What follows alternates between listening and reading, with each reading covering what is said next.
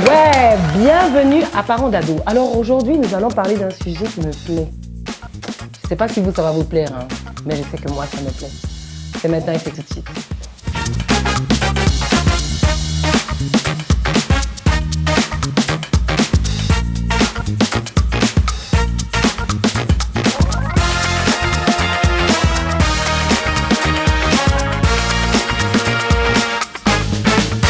Le sujet d'aujourd'hui, c'est « Avez-vous raté le bus ?» Je vais vous raconter l'histoire de Sophia. Donc Sophia a 16 ans et à 16 ans, elle reçoit un coup de fil de sa mère qui l'appelle et qui lui dit « Écoute, ça y est, je suis rentrée de France, je m'installe en Côte d'Ivoire, enfin on pourra vivre ensemble. » Donc elle récupère sa fille, elles ont une maison et tout. Et vraiment, elle s'attend à ce que ce soit une symbiose entre mère et fille. Mais la mère a été déçue parce que Sophia était un vrai glaçon. Voilà. Pas de conversation, elle ne s'entendait pas forcément. Sophia, sa mère était une étrangère pour elle. Et c'était très compliqué de pouvoir tout d'un coup ouvrir son cœur à quelqu'un qu'elle n'avait pas vu, qu'elle n'avait pas connu pendant 16 ans.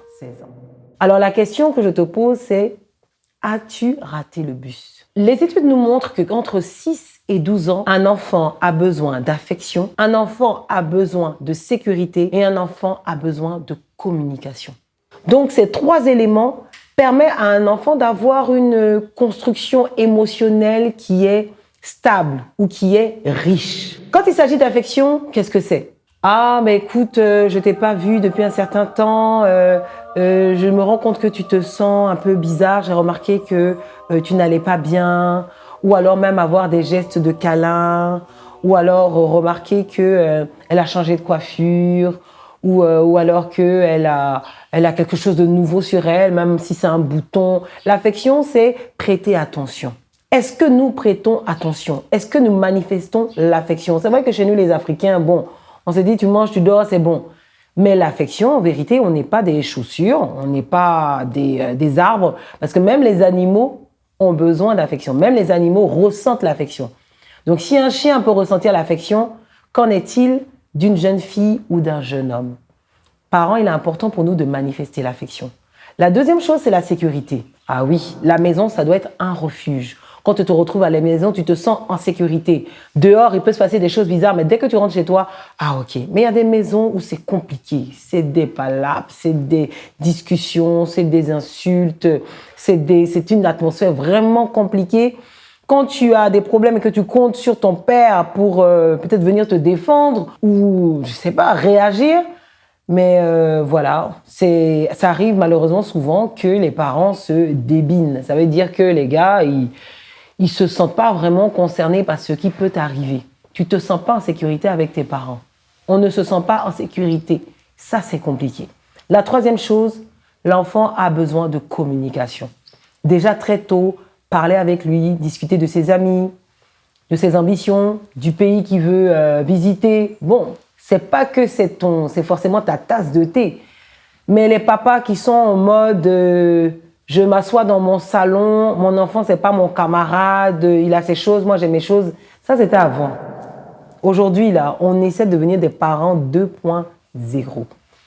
Donc si tu sais que entre 6 et 12 ans, tu n'as pas fait ça dans la vie de ton fils ou de ta fille, ça veut dire que tu as raté le bus. Et qu'est-ce qui se passe quand on rate le bus?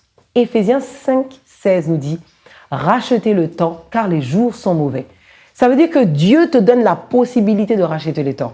Dieu te donne la possibilité de rattraper les choses que tu n'as pas faites dans sa grâce. Ça veut dire que, ok, tu n'as pas établi de communication, tu n'as pas manifesté d'affection, l'enfant n'a pas eu de sécurité, mais tu te rends compte que mince, oh, j'aurais dû le faire. Aujourd'hui, c'est pas trop tard, tu es vivant, il est vivant, tu peux encore changer les choses. Tu peux encore changer tes habitudes. Nous, les adultes, changer nos habitudes, c'est parfois pas très facile, mais par l'action du Saint-Esprit en toi, ces choses sont possibles. Et il est important que tu te rendes compte que tu n'as pas été à la hauteur. Ça, c'est l'humilité.